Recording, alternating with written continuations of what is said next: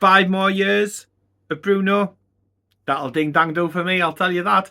How's everybody doing? It's Paul from Magpie 24/7, and today Brazilian publication UOL have announced that their information is that we have offered him fresh terms on a 5-year deal worth a whopping mammoth £13 million per season. Now, quick maths, that's about £250,000 per week. That's a lot of money. That's a heck of a lot of money. But look, do I think it's worth it? Yes, I bloody do, because not only are you securing one of the best midfielders in the Premier League, there's no doubt about it, but you also, it's the message that it sends out to your Sandro Tonali's and your Sven Botmans and your Nick Popes and your Kieran Trippiers for that matter, that, you know, after a turbulent summer, this is the place to say the skipper is committing. So then, obviously, hopefully, others will want to follow suit and do the same. So Sven Botman into the last 2 and a bit years of his contract. Similar situation with Sandro Tonali. If they see the skipper committing, then it's more likely it's more sort of weight and influence behind them following suit and them also potentially signing new deals. And we've also got a raft of players out of contract this summer.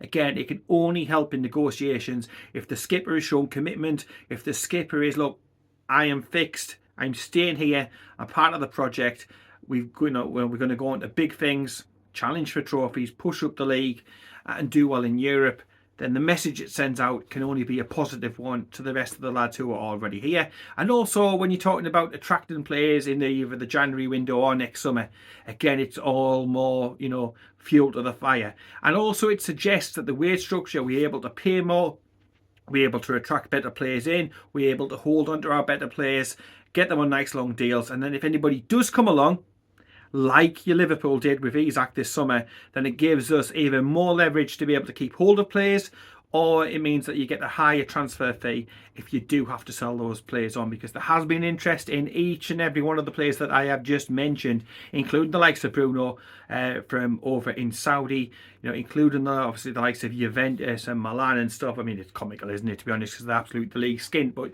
you know, they are interested in the likes of Sandro Tonali as well, and obviously Sven Botman's absolutely class. I can go on and on and on down the list, but it's crucial that we get these players signed up. And now that we've got a sporting director in place, obviously he's came in, hasn't he, Ross Wilson from Nottingham Forest, he's come in, he's on board. And let's hope that, you know, this can pick up speed really, really quickly, because it's crucial that we get the business done out of the transfer window, so that when it comes to, you know, January and the whole circus of transfer windows, etc., we don't have what went on in the summer, because it was distracting, it was unsettling, it kicked the plans into absolute tatters, and we don't want to repeat. So to me, it makes lots of sense. Yes, it's a lot of money. Yes, it rips the wage structure up, but it shows Bruno how much we value him. He would be the highest paid player in the club's history, the highest paid player at the club now. And it sets a precedent, and because then we can offer the likes of Sven Botman good money, Sandro Tonali good money, and it means that they don't have to go to other places chasing the payday, and it's one other reason off the list.